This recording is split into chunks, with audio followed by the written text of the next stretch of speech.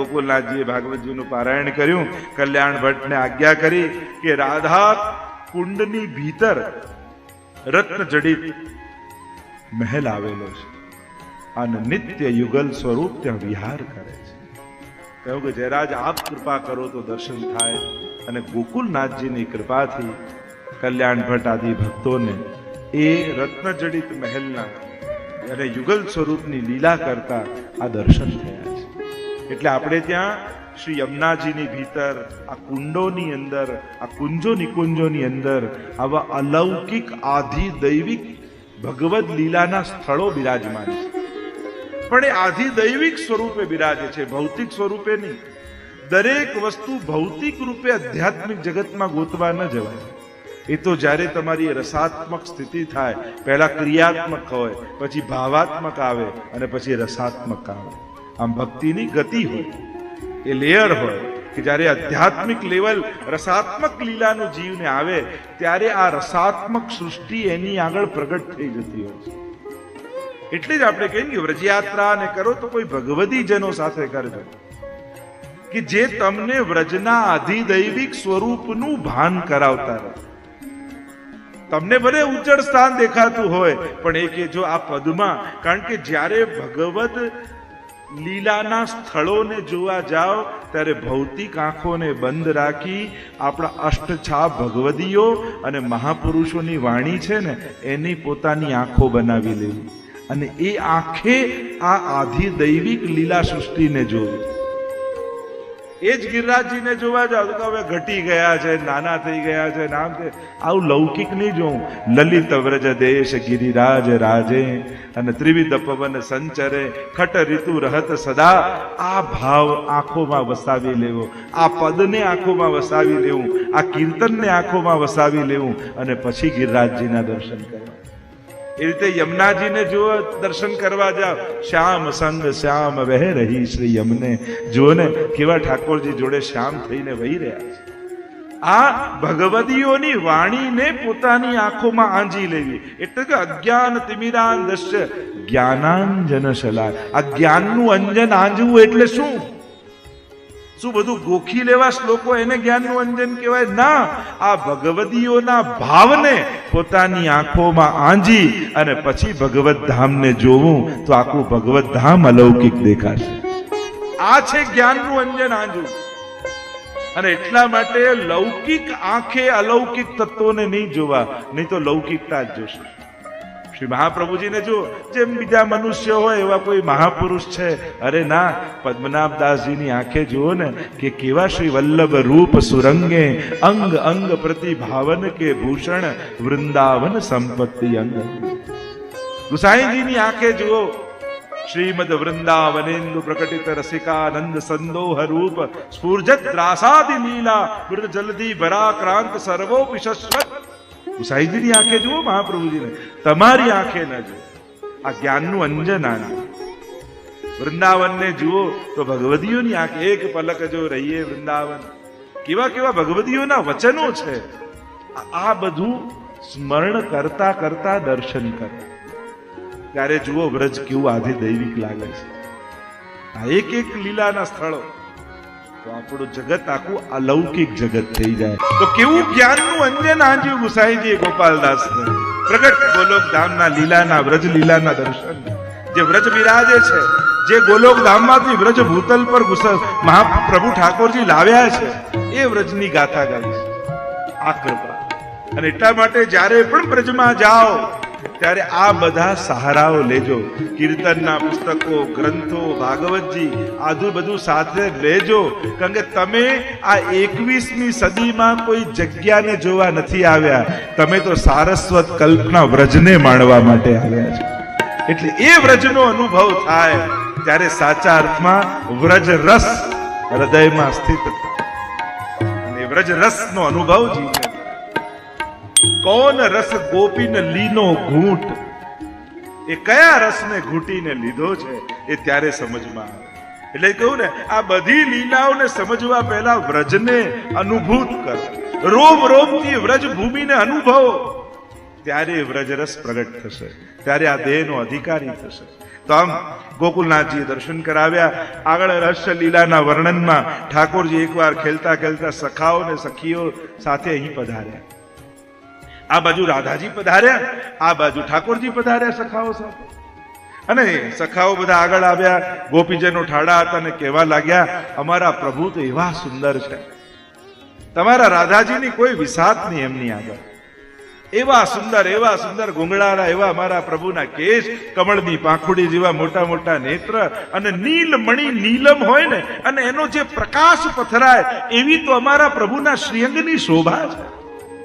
અને એમાં પણ હીરાના કુંડળ ઠાકોરજીએ ધર્યા હોય, અને એની શ્વેત કિરણો જ્યારે ગાલ ઉપર પડે અને પ્રભુની એ ઝાંખી જે આભા ઊભી થાય, એનું તો શું વર્ણન કર્યું. અને એમાં પણ પ્રભુએ જો બીડું આરોગ્યું હોય અને એની પીક એની લાલાશ થોડી ગાલ ઉપર આવી જાય, અને ત્યારે તો પચરંગ ભય નંદલાલ, આપ તો એવા પાંચે પાંચ રંગ આપના મુખારવિંદ પર દેખાય, એવી શોભા, એવી શોભા. સખીઓ કહે, બોલી લીધું, આ બધું ઠીક, પણ અમારા રાધાજીની આગળ તો તમારા 100 કનૈયાઓને નોચાવર કરી દઈએ એવા અમારા રાધાજી છે. એવી ચંદ્રમાની આભા, કરોડો ચંદ્રમાને ભેગા કરો અને જે પ્રકાશ પથરાય એવી શોભા તો અમારા રાધાજીના મુખારવિંદની છે. આ શણગારથી એમની શોભા નથી વધતી, પણ દરેક શણગાર પોતાના ભાગ્યની સરાહના કરે છે કે અમારું કેવું સૌભાગ્ય છે કે રાધાજી અમને ધર્યા તો અમારી શોભા વધી ગઈ. એમને ધરવા માત્રથી શણગારની શોભા વધે છે. અને બંનેમાં એવો વિવાદ જાગ્યો સખા અને સખીઓમાં. પેલા કે અમારા સુંદર છે, પેલા કે અમારા સુંદર છે. બંનેમાં એવો વિવાદ થયો કે સ્વયં રાધાજી ને ઠાકોરજી બંને ત્યાં પધાર્યા. અને ઠાકોરજી કહે, જો રાધાજી ખોટું ન લગાડતા, પણ સખાઓ કહે છે સાચું. રાધાજી કે અચ્છા, અને એવું હોય તો આપણે સમાધાન કરી લઈએ, જોઈ લઈએ કોણ સુંદર છે. તો કે જોઈશું ક્યાં? તો કે જ્યાં પ્રતિબિંબ પડે, આપણું મુખારવિંદ દેખાય, ત્યાં આપણે જોઈએ. તો કે ચલો, આ બાજુ ઠાકોરજીએ વેણુથી કૃષ્ણકુંડ ખોદ્યો, એમાં જલ ભરાયું, અને અહીંયા ચરણા અંગુષ્ઠથી રાધાજી રાધાકુંડ ખોદ્યો, અને બંને કુંડ આજુબાજુ ગોઠવાયા. ઠાકોરજીએ કૃષ્ણકુંડમાં પોતાનું મુખારવિંદ જોયું. હા, સખાઓ જેમ કહેતા હતા એવું જ સુંદરતા છે. ત્યાં રાધાજીએ જોયું. હા, સખીઓ જેમ કહે એમ જ મારી શોભા તો ખૂબ સુંદર છે.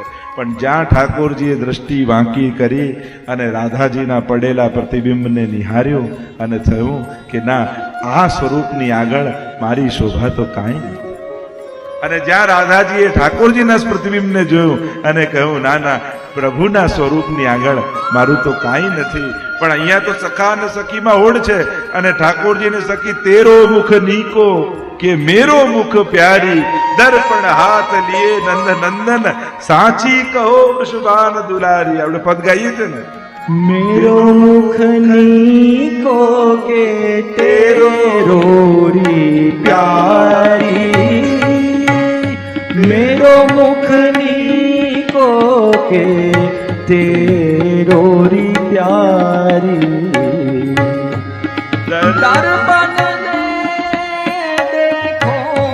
દર્પણ હાથ લીએ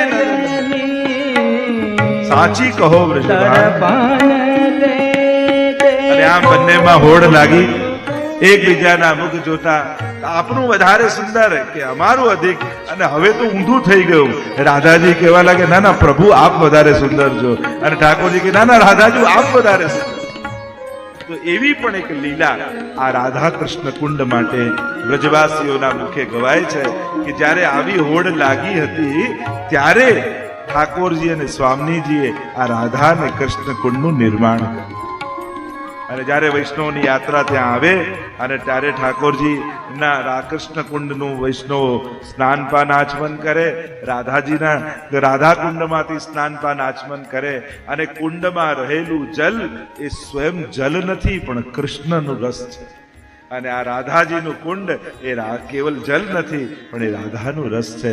અને જ્યારે પાન કરીએ છીએ ત્યારે અલૌકિક રસાત્મક એ રસ આપણા રોમ રોમમાં વ્યાપી જાય છે. આવા ભાવથી પાન કરાય. યમુનાજીના પણ તમે પાન કરો ને તો ખાલી યમુનાજીના જલનું પાન કર્યું એમ નહીં કરું. આ સાક્ષાત ભગવદ રસ છે. પ્રભુનું સમબિંદુ એ સ્વરૂપ રસ, નેત્રામૃત, અધરામૃત, ચરણામૃત થઈ અને જે રસ વહ્યો એ જ શ્રી યમુનાજી છે. એટલે યમુનાજી નથી પાન કરતો, પણ પ્રભુ કૃષ્ણમાં રહેલા સમસ્ત અમૃતોનું હું પાન કરી રહ્યો છું એવો ભાવ રાખી અને યમુનાજીના પાન કરો. અને પાન કર્યા પછી એક ક્ષણ માટે એવો ભાવ કરવો કે આ જે મેં પાન કર્યું એ મારા આખા શરીરના રોમ રોમમાં એ બિંદુઓનો સ્પર્શ પહોંચ્યો. અને આવો જ્યારે ભાવ કરશો ને તો તમને એ ભાવની અનુભૂતિ થશે કે સ્મર શ્રમ જલાણુ ભી સકલ ગાત્ર જય સંગમ. જ્યારે પણ યમુનાજીના પાન કરો તો એક સેકન્ડ આંખ બંધ કરી અને એવો ભાવ કરો કે રોમ રોમમાં આ કૃષ્ણ રસનો સ્પર્શ મને પ્રાપ્ત. જો કેવો રોમાંચ, કેવો ભાવ તમારા ચિત્તમાં જાગે છે. અને ત્યારે એ અણુ અણુ સાથે સંબંધ થાય છે કૃષ્ણ રસ. તો આમ આવી પણ લીલા અહીંયા ગવાઈ છે. આવી અનેકવિધ લીલાઓના પ્રસંગ અહીંયા ગવાયા. સીમાઓ દેહને છે, ભાવને કોઈ સીમા હોતી નથી. વ્યવસ્થાઓ દેહની કરવી પડે છે, ભાવની કોઈ વ્યવસ્થા કરવી પડતી નથી. અને એટલા માટે જે મનને લોકો બંધન માને છે, ખરેખર ભક્તિ કરવા માટે ઉત્તમમાં ઉત્તમ કોઈ સાધન હોય તો એ આપણું મન છે. આપણે એને બંધન રૂપે જોઈએ છીએ, એની ચંચળતાને વખોડીએ છીએ, નિંદીએ છીએ, બહુ ચંચળ છે. અરે ઘણીવાર એની ગતિ, એની ચંચલતા એ જ ભક્ત માટે, ભક્તિ કરવા માટે સહાયક થઈ જાય, સાધક બની જાય. બસ ખાલી ધ્યાન એટલું રાખવાનું કે એની દિશા સાચી હોય. જો એની દિશા સાચી છે તો અહીંયા બેઠા બેઠા વગર ટિકિટે 5 મિનિટમાં વ્રજમાં જઈને પાછું મન આવી જાય. બોલો, હવે તમારે જવું હોય તો સૌથી પહેલા ટ્રાવેલ એજન્ટને ફોન કરવો પડે, ભાઈ ટિકિટ મળશે કે નહીં, ત્યાં રૂમ બુક કરાવવું પડે, રૂમ મળશે કે નહીં, પ્રસાદ ક્યાં લઈશું, વાહન કયું વાપરીશું.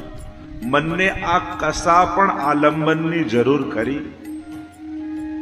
મનને કોઈ આલંબનની જરૂર નથી, એ પોતે જ કાફી છે. અને એટલા માટે મનની જો દિશા સાચી રહે તો આ મન ઉદ્ધારનું કારણ બની જાય છે. આ જ મન સંયોગ અને વિપ્રયોગના અનુભવો કરી મને એવા મનુષ્યાણામ કારણમ બંધ મોક્ષયો જે કહ્યું એ જ બંધન અને મુક્તિનું કારણ છે. અને વૈષ્ણવે મન જોડે વેર બાંધવા કરતા મન જોડે મિત્રતા બાંધવી. આપણે બધા જ મનને દુશ્મન માનીને બેઠા છે, બસ આ જ ભટકે છે ને આ જ જાય છે. પણ જો મન તમારું મિત્ર થઈ ગયું ને તો ભગવાન બહુ સુલભ થઈ જશે. એટલે મનને મિત્ર બનાવવાની કોશિશ કરો. એને પરાણે પકડવા જાઓ છો, એને પરાણે લગાવવા જાઓ છો. ચંચલતા એ મનનો સ્વભાવ જ છે, એ ચંચળ છે, એમાં એનું નેચર છે. જેમ આંખ બંધ કરી દો ને દેખાતું બંધ થાય તો કેવા વ્યાકુળ થઈ જાઓ. જોવું આંખનો સ્વભાવ છે. કાન કોઈ બંધ કરી દે ને આપણે વ્યાકુળ થી સંભળાતું નથી, સાંભળવું કાનનો સ્વભાવ છે. એમ સંકલ્પ વિકલ્પાત્મક મન, મનની વ્યાખ્યા જ કરી, જે સંકલ્પ અને વિકલ્પ કરે એનું નામ મન. તો સંકલ્પમાં પરમાત્મા અને વિકલ્પમાં પરમાત્મા, આ બંને જ્યારે મનના કેન્દ્રમાં આવી જાય ત્યારે મન જ ઉદ્ધારનું કારણ થઈ જાય છે. એટલે જ તો જેટલા આચાર્યો મહાત્માઓ બધા થયા, મહાપ્રભુજી પણ ચેતસ તત્પ્રવણમ સેવા, ચિત્ત પ્રભુમાં પરોવાય એનું નામ સેવા. તો કોઈ મન સાધન તો છે નહીં કે પકડીને લગાવી દઈએ. મન સ્થિર ક્યારે થાય, કોનું થાય અને શું સ્થિર કરવું જરૂરી છે? જો મન સ્થિર હોય ને, બે જણનું હોય, કાં બહુ મોટો યોગી હોય, કાં ડિપ્રેશનમાં હોય, એને કોઈ ઈચ્છા જ ન થતી હોય, ક્યાંય જવું જ નથી, કંઈ કરવું જ નથી, કંઈ ખાવું જ નથી. પણ આ બીમાર મન કહેવાય. સ્થિરતા પણ બે પ્રકારની હોય, એક બીમારીથી આવે અને એક સંયમથી આવે, સાધનાથી આવે. તો ઘણીવાર અને ઘણી જગ્યાએ હું જોઉં પણ ખરા, ઘણીવાર ઘણા લોકો પોતાની આ મનોવ્યથા યા મનોબીમારીને ભક્તિના કપડા પહેરાવીને ઢાંકવાની કોશિશ કરે. ઘણીવાર યુવાનોને જોઉં ને, ઘણીવાર થોડાક ડિપ્રેશન આદિ હોય કે અમારા છોકરાને તો બસ ઠાકોરજીનું નામ લીધા કરે ને ક્યાંય જાય નહીં ને ઘરે જ કર્યા કરે. ત્યારે મારે એમને કહેવું પડે, ધ્યાન રાખજો, ક્યાંક ભક્તિના કપડા પહેરીને કોઈ મનની બીમારી તો નથી ને. કારણ કે સ્વસ્થ મન એટલે ચંચળ મન. આપણે જેને બીમાર માનીએ છીએ ને, એ જ એની સ્વસ્થતા છે. હવે નાનકડો છોકરો કોઈ 2-4 વર્ષનો હોય અને આવીને બહુ ધીર ગંભીર વાતો કરે ને આમ ધ્યાનમાં બેઠો રહેતો હોય શાંતિથી એક જ જગ્યાએ, તો આપણને ચિંતા થઈ જાય ને કે આ ઠીક તો છે ને. નાનકડું બાળક હોય, ચંચળતા જ બાળકનું નેચર છે, એ જ સ્વાભાવિકતા છે. રમતું જ હોય બાળક. ઘણા લોકો કહે આ છોકરો તોફાન બહુ કરે. નાનપણમાં કરી લેવા દો, મોટો થઈને કરશે તો વધારે તકલીફ પડશે. એકદમ નાનો છે ત્યારે કરી લે સારું. તો એ શિશુતાનો પરિચય છે. એમ જ સહજ છે ચંચળતા. પણ જેટલું મન સાત્વિક થાય એટલું એકાગ્ર થવા લાગે. એટલે મનને સ્થિર કરવા માટે બીજી કોઈ કસરતો કરવા કરતા, કારણ કે તોફાની છોકરાને પકડીને પરાણે ખુરશીમાં બેસાડો ને તો એ વધારે બેચેન થઈ જાય. એમ આપણે પરાણે સેવામાં જે મન પકડીને લગાડવાની કોશિશ કરીએ છીએ ને, તો મન વધારે વ્યાકુળ થઈ જાય. મનને સ્થિર કરવા માટે મનને સાત્વિક કરો. જેટલું મન સાત્વિક થશે એટલું સ્થિર થશે. જેટલું રજોગુણી હશે એટલું ચંચળ હશે, જેટલું તમોગુણી હશે એટલું પ્રમાદી હશે. પ્રમાદ અને સ્થિરતા બંનેમાં ફરક છે. એક પ્રમાદી વ્યક્તિ પણ સોફા પર બેઠો રહેતો હોય અને એક યોગી પણ એક સ્થાન પર બેઠો રહે. બંનેની ક્રિયા એક સરખી કદાચ લાગે ખરી, પણ બંનેમાં ઘણો મોટો ફરક હોય છે. એમ મનના અનેક પ્રકારો.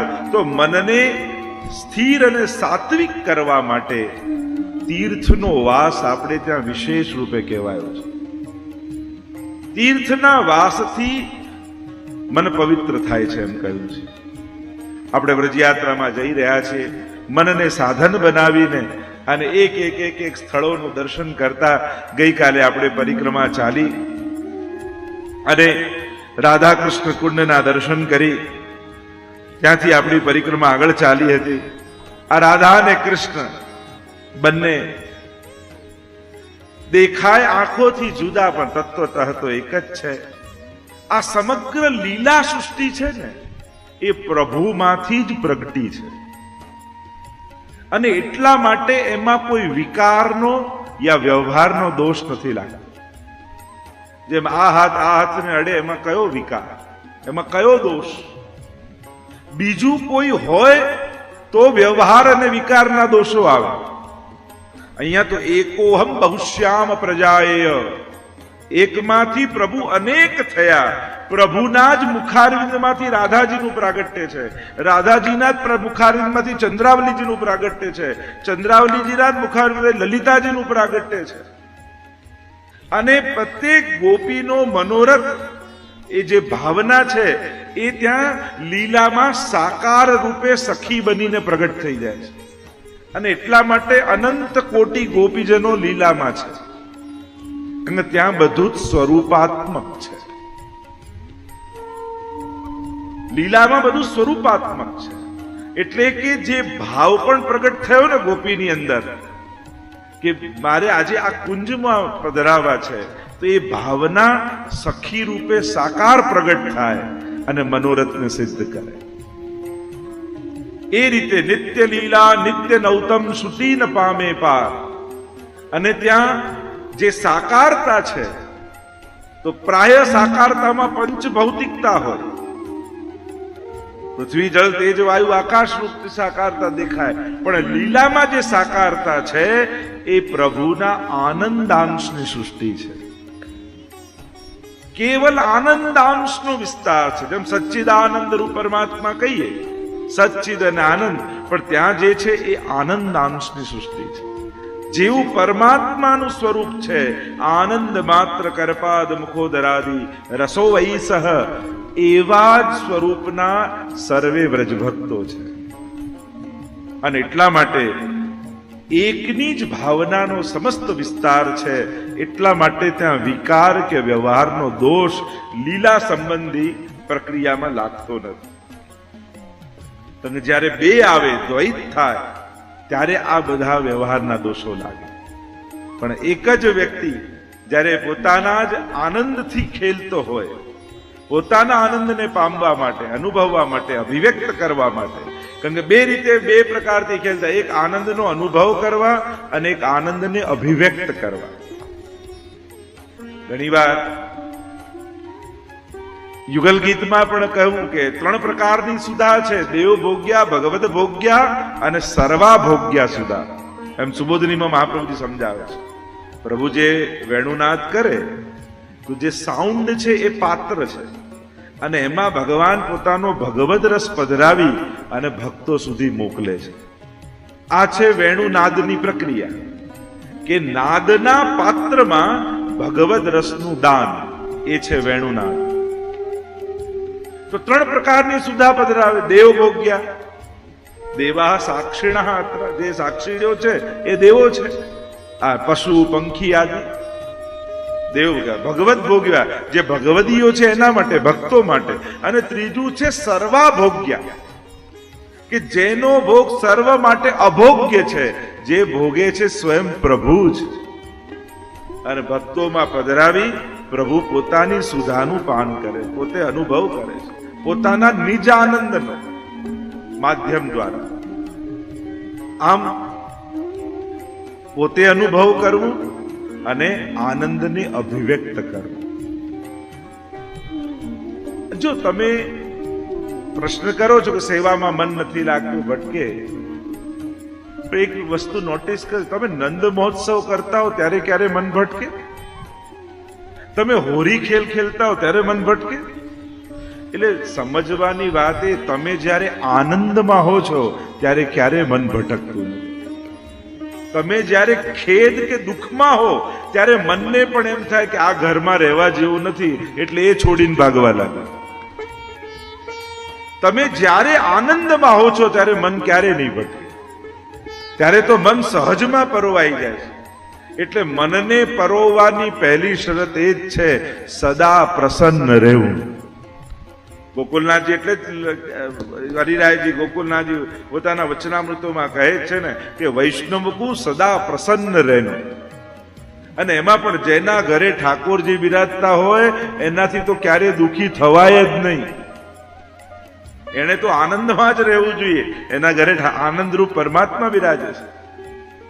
એટલે ચડેલું, પડેલું, ઉતરેલું આવો ચહેરો લઈ ક્યારે ઠાકોરજી સામે જવું નહીં. પ્રસન્ન ચહેરાથી જાય, એ આનંદ રૂપ છે. વ્રજભક્ત બનવાની પહેલી રીત એ જ છે, પહેલું સ્ટેપ. જેમ તમે સેવા જવાનું સ્ટેપ કરો ને, પહેલા સ્નાન કરો, પછી તિલક ધારણ કરો, ચરણામૃત લો, બધું જ કરો છો, પણ વ્રજભક્તો જેવું સ્મિત તમારા ચહેરામાં છે? પ્રભુ સન્મુખ જાઓ છો. હવે તમે જાગો અને રોજ કોઈનો ચઢેલો ચહેરો જોતા હો, તમને એમ થાય કાલથી તું મારી સામે ના આવ. ઉઠું છું ને સવારે આ ચહેરો રડતો જ દેખાય કાયમ. એમ આપણને જોઈને ક્યાંક ઠાકોરજીને તો એવું નહીં થતું હોય ને કે આ રોજ મંગળા કરાવે છે પણ મારું અમંગળ થાય છે. આની તો મંગળા થાય છે પણ આનો દુખી ચહેરો મારે રોજ જોવાનો. અસવામાં કહેતા ને કે એક ભાઈએ નિયમ લીધો કે રોજ સવારે ઉઠીને પેલા ઠાકોરના દર્શન કરવાના. એટલે મહિનો સુધી ગયો ને છેલ્લો દિવસ બાકી મહિનાનો જોયું તો મંદિરે ગયો ને ભગવાન પીઠ દઈને બેઠા હતા, ઊંધા થઈને. જો કે પ્રભુ, એક તો મેં નિયમ લીધો છે રોજ આપનું મુખારવિંદ જોવું અને આપ ઊંધા થઈને બેઠા છો. મેં નિયમ લીધો કે મારો દિવસ સુધરે એટલે રોજ આપના દર્શન કરવા આવું. ઠાકોરજી કે મારે દિવસ સુધારો હોય કે નહીં? તારો તો સુધરે છે, પણ તને જોઈને મારું શું થાય છે? એમ પ્રભુ તો મંગલ નિધાન છે, પણ આપણે અમંગલ બનીને પ્રભુ સન્મુખ નહીં જઈએ. તો જે મૂળ વાત કરું છે, આપણે વિષયાંતર નથી કરું, અભિવ્યક્તિ અને અનુભૂતિ આ બંને આનંદની થાય છે. આ લીલાઓમાં પ્રભુ પોતાના આનંદને અભિવ્યક્ત પણ કરે છે અને અનુભૂત પણ કરે છે. તો વ્રજની યાત્રાનો જે આનંદ લઈ રહ્યા છે રાધા અને કૃષ્ણ, જે વાત કરી રહ્યો હતો કે પ્રભુનું સમગ્ર લીલા પરિકર, પ્રભુનું વ્રજમંડલ, આ બધું જ આનંદાંશની સૃષ્ટિ છે. આનંદનો જ વિસ્તાર છે, એમાંથી જ એનું સર્જન થયું છે. મૂળતઃ એ આનંદરૂપ છે, એનું આધિદૈવિક સ્વરૂપ. તો જે ગઈકાલે દર્શન કર્યા રાધા કૃષ્ણ કુંડના, સ્નાન પાન આચમન કરીએ, બંને સ્વરૂપથી તો એક જ સ્વરૂપ છે. અને એટલે આપણે ત્યાં કહું રાધે કૃષ્ણ રાધે કૃષ્ણ રાધે કૃષ્ણ, और राधा निकाल दो तो आधे कृष्ण आधे कृष्ण आधे कृष्ण. અડધા છે પ્રભુ. ભાગવતજીના દ્વિતીય સ્કંદમાં મંગલાચરણ કરતા સુખદેવજી રાધાજીનું સ્મરણ કરે છે. નિરસ્ત સામ્યાતિશયેન રાધસા, એમ કહીને રાધા શબ્દનો પ્રયોગ અને મહાપ્રભુજી સુબોધનીમાં આજ્ઞા કરી કે આ રાધા નામની શક્તિ ગોલોક ધામમાં બિરાજે છે અને પ્રભુ અખંડ વિહાર એની સાથે કરે છે. એમ રાધા નામનો ઉલ્લેખ શ્રી મહાપ્રભુજી સ્વીકાર કરે છે ભાગવતજીમાં. પણ અનેક અનેક ભાવ બતાવ્યા કે સ્પષ્ટ રૂપે રાધાજીનું કેમ નામ નથી લીધું. એક તો કે સુખદેવજીના ગુરુ છે, એટલે ગુરુનું પ્રગટ રૂપે નામ ના લેવાય, અથવા દશમ સ્કંદના વક્તા તો સ્વયં ભગવાન છે. એવમ નિશમ્ય ભૃગુનંદન સાધુ વાદમ વૈયા સખી સ ભગવાન અથ વિષ્ણુરાતમ. જ્યારે સુતજી બોલ્યા, પ્રશ્નોત્તરી સુખદેવજી અને પરીક્ષિતની ચાલતી હતી, ત્યારે સુતજી વચ્ચે બોલતા કહ્યું સ ભગવાન અથ. એટલે મહાપ્રભુજી સુબોધનીમાં અર્થ બતાવ્યો કે જ્યારે ભગવત સંબંધી પ્રશ્નો પરીક્ષિત મહારાજે સુખદેવજીને કર્યા, તો એ પ્રશ્નો સાંભળતાની સાથે જ સુખદેવજીને તો સમાધિ લાગી. પોતાના પ્રિય, પોતાના ઈષ્ટ પ્રભુનું ચિંતન થઈ આવ્યું. અને ઠાકોરજીને એમ થયું, અરે આ કથા અધૂરી ન રહી જાય. એટલે એ સમયે સ્વયં પ્રભુ સુખદેવજીના હૃદયમાં બિરાજ્યા અને દશમસ્કંદની કથા સ્વયં ઠાકોરજીએ કહી છે, એમ કહેવાય છે. પ્રિય ભક્તજનો, જે શ્રીના આ વચનામૃત તમને ગમ્યા હોય તો આ વિડીયોને લાઈક કરજો, શેર કરજો અને કમેન્ટ બોક્સમાં જય શ્રી કૃષ્ણ જરૂર લખજો. અને અમારી ચેનલ શ્રી વલ્લભ સત્સંગને સબસ્ક્રાઈબ કરવાનું ભૂલશો નહીં. સર્વે વહાલા વૈષ્ણવોને ભાવથી જય શ્રી કૃષ્ણ.